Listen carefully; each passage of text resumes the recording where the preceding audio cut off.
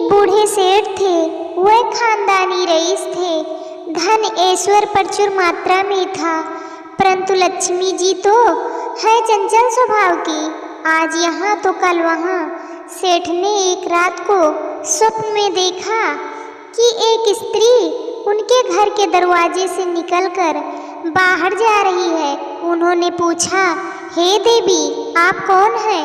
मेरे घर में आप कब आई और मेरा घर छोड़कर आप क्यों और कहाँ जा रही हैं? वह स्त्री बोली, मैं तुम्हारे घर की वैभव लक्ष्मी हूँ। कई पीढ़ियों से मैं यहाँ निवास कर रही हूँ, किंतु अब मेरा समय यहाँ पर समाप्त हो गया है, इसलिए मैं यह घर छोड़कर जा रही हूँ। मैं तुम पर अत्यंत प्रसन्न हूँ, क्योंकि जितना समय मैं तुम्हारे पास रही तुमने मेरा सदुपयोग किया।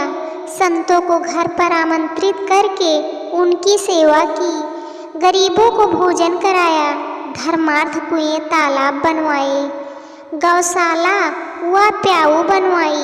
तुमने लोक कल्याण के कई कार्य किए हैं। अब जाते समय मैं तुम्हें वरदान देना चाहती हूँ, जो चाहे मुझसे मांग लो। सेठ ने कहा, मेरी 4 बहुएं हैं, मैं उनसे सलाह मशवरा करके आपको बताऊंगा। आप कृपया कल रात को पधारें। सेठ ने चारों बहुओं की सलाह ली। उनमें से एक ने अन्न के गोदाम तो दूसरी ने सोने चांदी से तिजोरियां भरवाने के लिए कहा, किंतु सबसे छोटी बहू धार्मिक कुटुंब से आई थी, बचपन से ही सत्संग में जाया करती थी।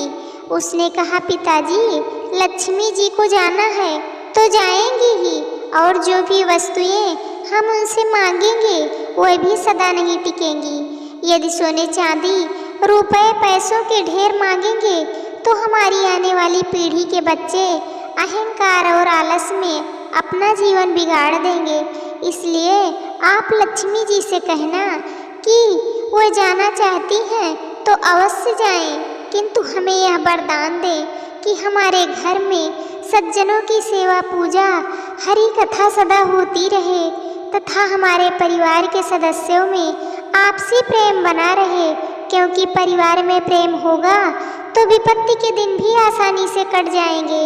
दूसरे दिन रात को लक्ष्मी जी ने स्वप्न में आकर सेठ से पूछा, तुमने अपनी बहुओं से सलाह मशवरा कर लिया, क्या चाहिए तुम्हें? सेठ ने कहा, हे माँ लक्ष्मी, आपको जाना है तो प्रसन्नता से जाइए, परंतु मुझे यह वरदान दीजिए कि मेरे घर में हरि कथा तथा संतों की सेवा होती रहे, तथा परिवार के सदस्यों में परस्पर प्रेम बना रहे।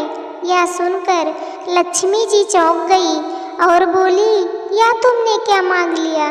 जिस घर में हरि कथा और संतों की सेवा होती हो तथा परिवार के सदस्यों में परस्पर प्रीति रहे, वहाँ तो साक्षात नारायण का निवास होता है, और जहाँ नारायण रहते हैं वहाँ मैं तो उनके चरण दबाती हूँ, और मैं चाहकर भी उस घर को छोड़कर नहीं जा सकती।